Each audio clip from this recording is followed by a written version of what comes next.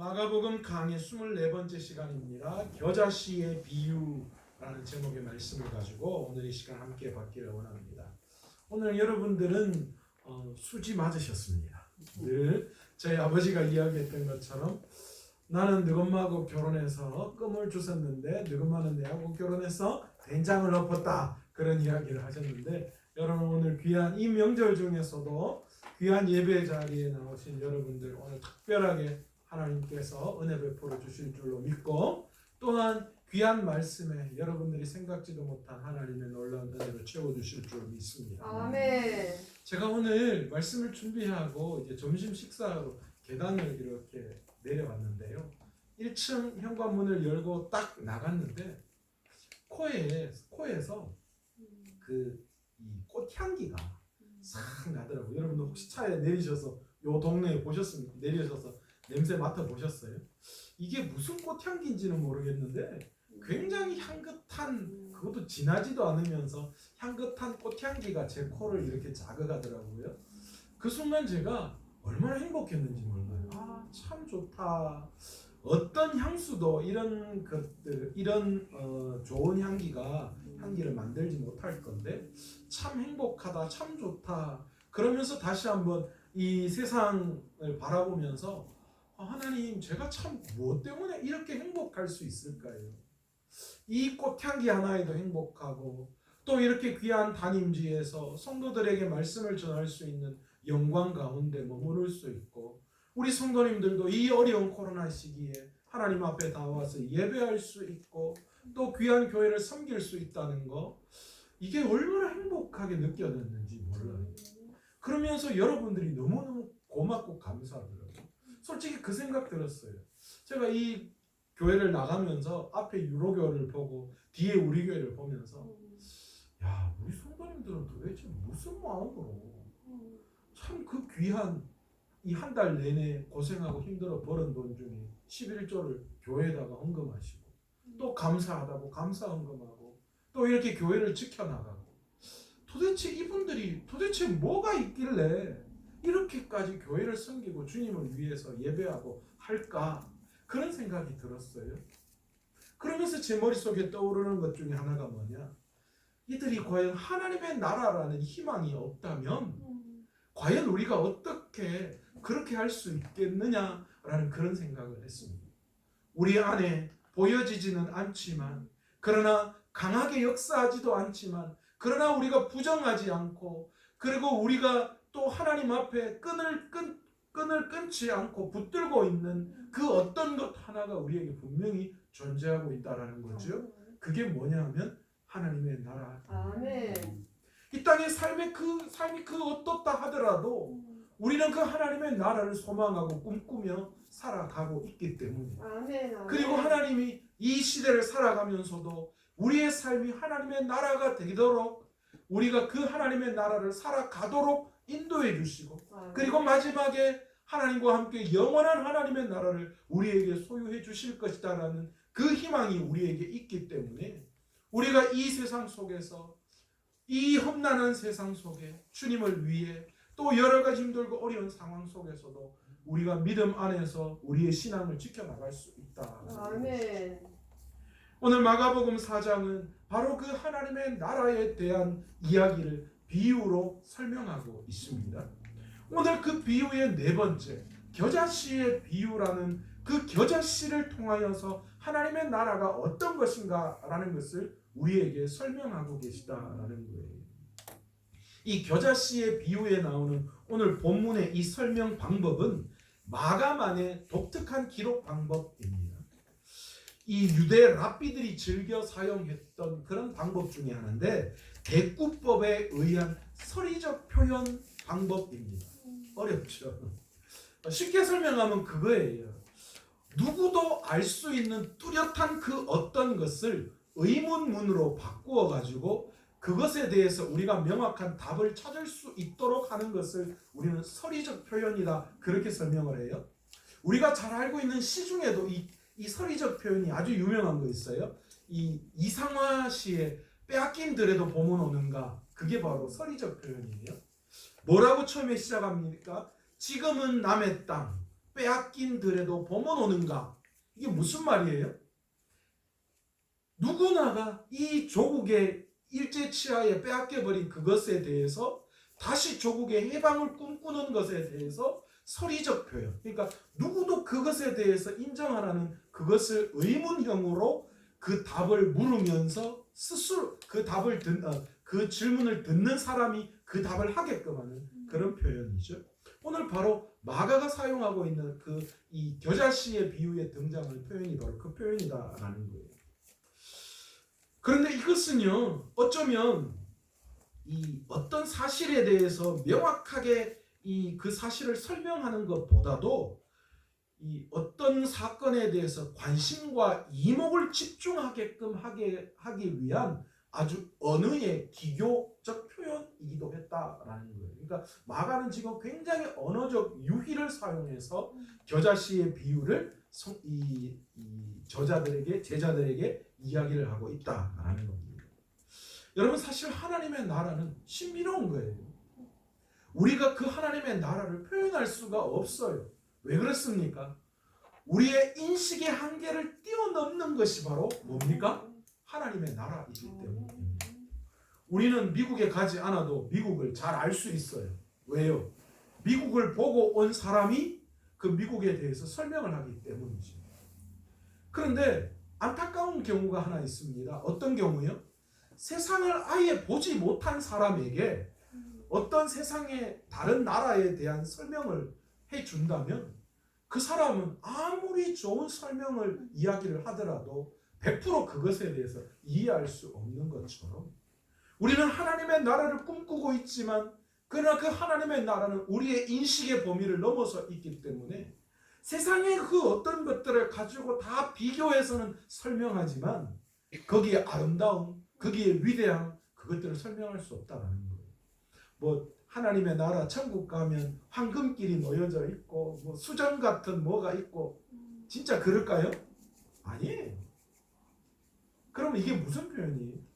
너무 아름답고 너무 귀하기 때문에 그것을 어떻게 표현할 방법이 없어서 세상에 가장 가치 있는 것을 통하여서 그 아름다움을 이야기한 거지. 진짜 천국이 그렇다라고 진짜 뭐 도로가 황금이 깔려 있고 그렇지는 않다고 저는 생각합니다. 우리가 인식할 수 없는 그 어떤 하나님의 나라를 설명하기 때문에 어쩌면 세상의 어떤 논리나 비유에 의해서 쉽게 설명하기 어려운 게 사실입니다. 더욱이 이제까지 예수님께서 들려주신 씨 뿌리는 자의 비유와 자라나는 씨앗의 비유 등으로 하나님의 나라에 대해서 제자들에게 이야기는 했지만 이 제자들이 그것에 대해서 100% 다 이해할 수는 없었다라는 거죠. 그러기에 예수님께서는 하나님의 나라에 대한 보충적 설명이 필요했던 거예요. 그리고 또한 전혀 다른 하나님의 나라의 특색을 그들에게 제시해 줌으로 말미암아 하나님의 나라를 다시 한번 그들에게 설명해 주고 싶으셨다라는 거예요. 그래서 꺼내들은 이야기가 뭐냐? 겨자씨의 비유라는 겁니다. 오늘 본문 처음 시작을 어떻게 하고 있습니까? 하나님의 나라를 어떻게 비교하며 라고 그렇게 시작을 하고 있어요. 그런데 사실 여기에서 이야기하는 어떻게 비교하며 라는 이 어떻게 라는 단어가 원래 원문대로 이야기하면 무엇에 또는 무엇으로 비교할고 이렇게 해석하는 것이 훨씬 더 좋은 의미입니다. 그러니까 하나님의 나라를 어떻게 나타내느냐라는 그런 문제가 아니라 하나님의 나라는 무엇에 의해서 무엇으로 비교할고 이게 무슨 의미가 다르냐면 앞에 거는 뭡니까? 어떻게 하나님의 나라를 비교하냐 이 말은 어떤 걸 말하는 거예요? 어떤 이 하나님의 나라에 대해서 그것을 설명해내는 그런 의미가 강하죠. 어떻게 하나님의 나라가 어떠냐라는 것에 대한 이야기를 하는데 이 의미가 무엇에 라는 단어 무엇으로 라는 것으로 바뀌어지면 이 의미가 어떻게 되냐면 하나님의 나라를 설명함에 있어서 그 세상의 그 어떤 다른 것들을 가지고 와서 두 개를 뭐 하는 거예요? 비교해서 설명을 하는 것에 대한 이야기를 하는 겁니다. 하나는 비유적으로 무언가를 풀어내는 이야기고 하나는 어떤 대상을 가지고 와서 붙여서 비교하는 의미가 강해진다라는 거예요. 그러니까 오늘 본문 겨자씨의 비유는 하나님의 나라에 대한 것을 뭐요? 세상의 그 어떤 것, 이게 뭡니까? 겨자씨라는 것들을 가지고 와서 뭐 하는 거예요? 하나님의 나라를, 겨자씨와 하나님의 나라를 비교해서 이야기를 하고 있다라는 것으로 우리는 볼 수 있다라는 겁니다. 우리는 여기서 한 가지 알아야 될 게 있습니다. 그게 뭐냐 하면 겨자씨에 대한 분명한 의미를 우리는 좀 알아야 한다라는 거예요.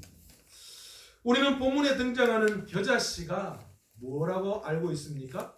이 겨자씨가 세상에서 제일 작은 씨앗 중에 하나인데 그 보잘것없는 씨앗이 땅에 심겨져서 자라나면 큰 겨자 나무가 된다. 우리는 그렇게 다 알고 있잖아요.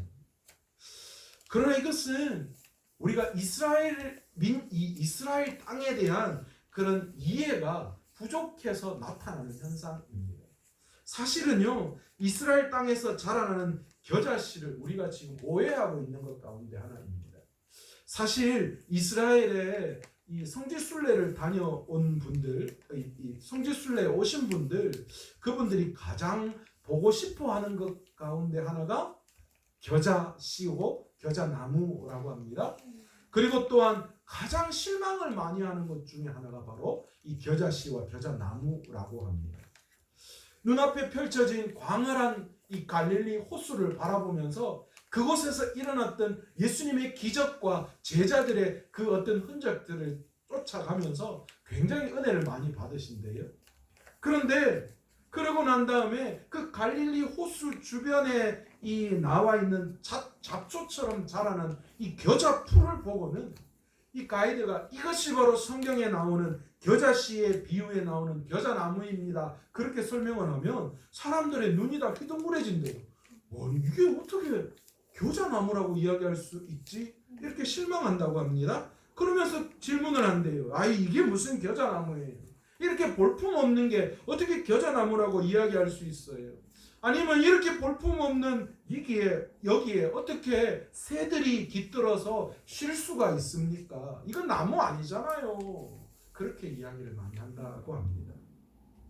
사실 성경에 나오는 겨자씨가 자라나서 어떻게 되는지에 대해서 우리는 두 가지 견해가 있음을 볼 수 있습니다. 첫 번째 견해가 우리가 지금까지 알고 있는 겨자나무가 된다라는 의견입니다. 사실 이 겨자나무는 겨자나무라기보다도 칫솔나무라는 그 하나의 형태에 가깝다라고 합니다. 이 나무는 페르시아에서 자라는 나무로서 더운 지방에서 잘 자라는 나무이고요. 이 성장을 하면 한 6에서 7m까지 쭉하게 크게 우리가 생각하는 그런 나무로 자라나는 나무입니다. 나무 껍질이 딱딱하고 갈라져 있고 끝이 뾰족하게 생긴 건데요. 이게 구강청결용으로 사용했대요. 그러니까 칫솔을 대신해서 이 나무를 사용했대요. 그래서 이 나무를 칫솔나무 그렇게 부르기도 했다라는 거예요. 또 한 가지 겨자씨에 대한 이야기가 뭐냐? 이 겨자씨가 자라나서 겨자 풀이 된다라는 의견입니다. 이 겨자나무는 나무가 아니라 1년생 풀입니다. 다른 식물에 비해서 상대적으로 이 씨가 작지만 그러나 자라나면 그 키가 다른 것에 비해서 월등하게 커 나가는 것을 우리는 겨자풀이라고 알 수 있습니다. 사실 1세기 유대인들의 삶을 우리가 바라봤다면 이 겨자풀에 대해서 금방 이해할 수 있는 그런 것 중에 하나라고 합니다. 그만큼 이 갈릴리 이 호수 주변에 흔하게 흐드러지게 펴 있는 것이 이 겨자풀이라고 합니다. 그래서 오늘 본문에서 보면 그것을 뭐라고 이야기해요? 나무다라고 이야기하지 않고 모든 풀보다 커지며 라는 이런 표현을 사용하고 있다라는 겁니다. 그러니 사실 이 겨자풀이 다 자라나면요 뭐같이 보이냐 하면 나무 줄기 같이 보인다 그렇게 이야기해요. 이게 굉장히 잘 자라난대요. 그리고 그 줄기는 자라나고 나면 꼭 나뭇가지처럼 딱딱하게 되어진대요. 그래서 거기에 새들이 와서 앉거나 뭐 황량한 사막에 뭐가 있겠어요? 그런 그늘 하나에도 사람들이 그 밑에서 그들을 즐기기도 한다라고 그렇게 했다라고 합니다. 우리는 하나님의 나라를 겨자씨 한 알에 비유한 말씀을 읽을 때에 우리가 한 가지 주의해야 될 게 있습니다. 뭐냐면 겨자씨가 자라나서 새가 깃들 정도로 큰 나무가 된다라는 이런 식의 초점을 맞추는 거예요. 그러니까 처음에는 작지만 그것이 점점점 자라나서 큰 나무가 되듯이 하나님의 나라도 처음에는 작지만 그것이 점점점 자라서 크게 되어지는다. 이런 식의 해석을 할 경우에는 굉장히 이 성경에서 말하는 겨자씨에 대한 해석을 오류하는 것 가운데 하나다라는 겁니다. 그렇다면 이 겨자씨의 비유를 우리는 어떻게 이해하는가? 우리가 두 가지를 생각해야 합니다. 첫 번째는 이 겨자풀은 들에 널려있는 잡초와 같은 그런 풀이었다라는 것을 우리 머릿속에 먼저 인식을 해야 하고요. 두 번째는 하나님이 이런 잡초씨 하나를 자신의 정원에 갖다 심으셨다라는 그 두 가지 의미를 우리는 이 겨자씨의 비유에서 먼저 생각을 하고 있어야 한다라는 것입니다. 볼품없는 잡초를 자기 집 정원에 갖다 심어 애지중지 키우는 사람은 없습니다. 그렇죠. 장장로님 농사 지으시는데 장장로님의 농사 지으시면서 제일 큰 고민거리 하나가 작물은 덜 자라고 잡초가 그냥 한 번씩 가면 1m씩 자라났다고 이야기하시는 거. 그리고 그거 정리한다고 너무 힘들다고 하시는 말씀을 몇 번 제가 들었습니다. 이 잡초를 정원에다가 심어놓고 물 주고 거름 주는 사람은 아무도 없어요. 왜요? 그거는 만개 쓸 데가 없기 때문이죠. 겨자풀은 정원에 갖다 심을 만큼 특별히 어떤 아름다움이 있거나 향기가 나거나 그런 풀도 아니었어요. 그러니까 잡초고 잘 자라고 그리고 또 이쁘고 향기도 나니까 모르겠다 그냥 한번 심어보자 그런 것도 아니라는 거예요. 정원수로는 전혀 맞지 않는 그야말로 잡초 중에 잡초입니다. 그래서 정원을 가꾸는 사람이라면 어떻게 해야 할까요? 가장 먼저 그 잡초들을 뽑아 제거해야 하는 그런 제거의 대상이 바로 이 겨자씨 풀과 같다라는 겁니다. 잡초는 정원에 심는 것이 아니라 뽑아서 버려야 합니다. 그것이 잡초의 운명입니다. 예수님께서 주로 사역하시던 갈릴리 지역의 사람들은 2월이 되면 갈릴리 호수 주변에 잡초처럼 피어나는 겨자풀을 너무도 잘 알았을 거예요. 그래서 예수님께서 이런 잡초의 씨앗을 자기 정원에 심으시고 새들이 깃드는 큰 나무로 자라게 하겠다라는 그 말씀을 들을 때에 그 말씀을 들은 그 예수님 주변에 몰려있는 사람들은 그 마음속에 엄청난 큰 은혜였을 거예요. 왜 그렇습니까?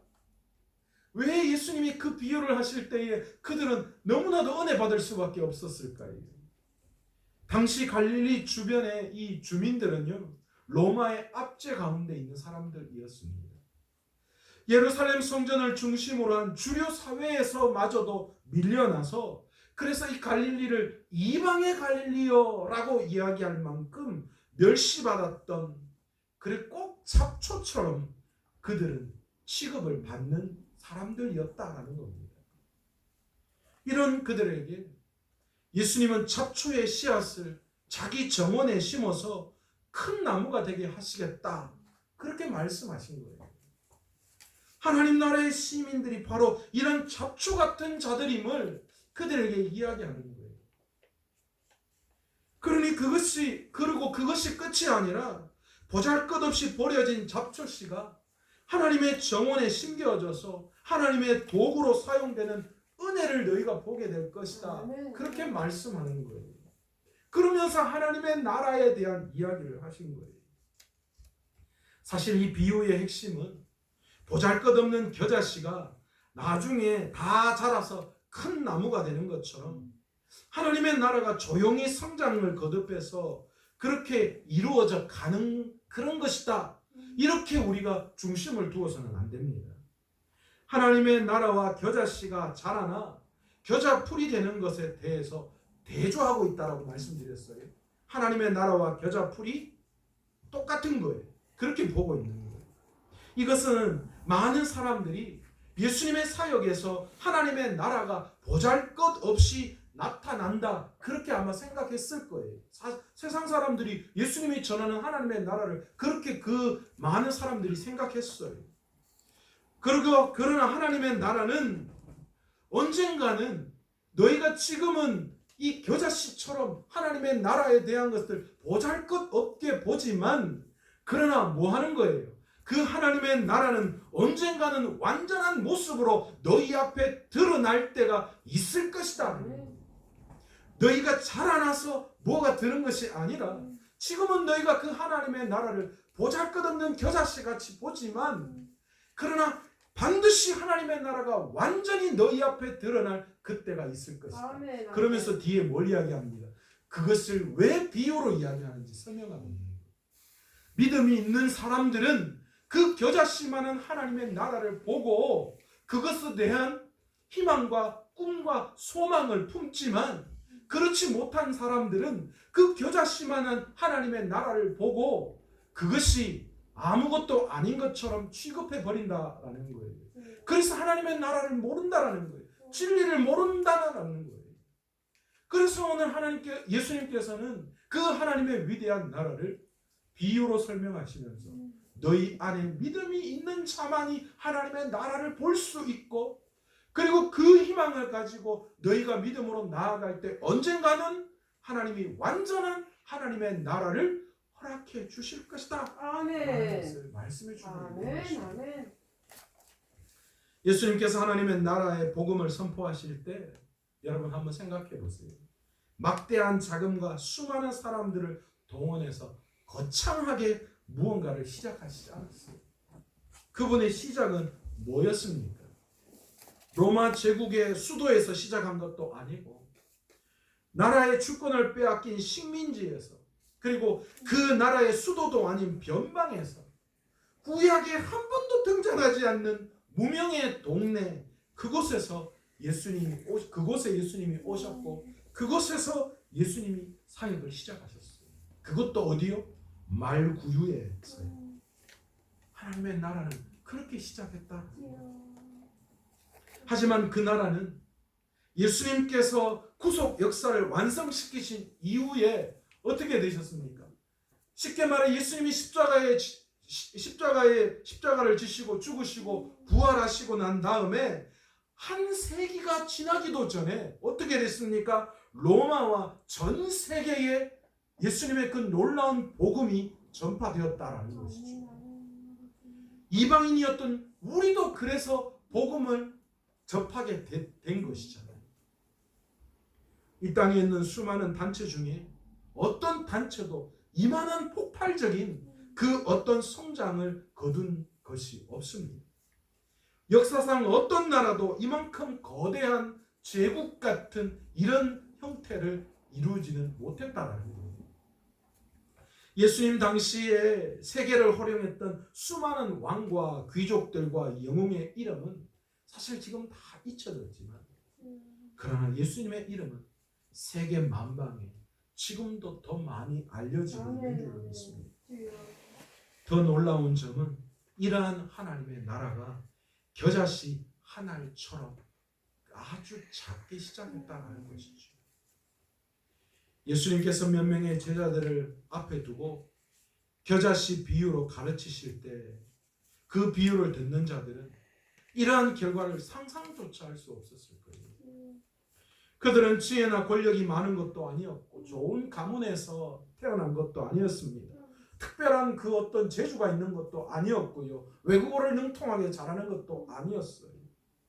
그러나 예수님께서는 겨자씨처럼 미약한 그들을 통해서 만대에 걸친 교회의 기초를 쌓으신 것입니다.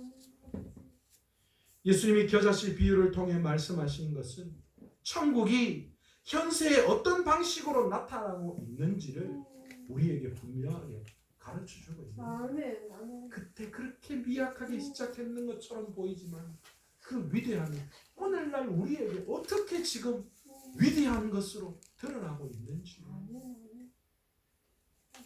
그런데 그 천국이란 나라가 지금 어떤 모습으로 젖어 있는가 하면 겨자씨 같은 모습으로 우리에게 미약하게 보이는 그것들로 우리에게 다 주어져 있다라는 거예요. 눈에 보이지 않을 만큼 그렇게 작은 겨자씨 모양으로 우리에게 와 있지만, 그러나 그것이 언젠가 하나님의 때가 되었을 때 위대하게 하나님의 나라로 우리에게 임하게 될 것이다. 아멘. 우리 다 그것을 소망하고 오늘도 그 믿음 안에서 살아가고 있다. 아멘. 아멘.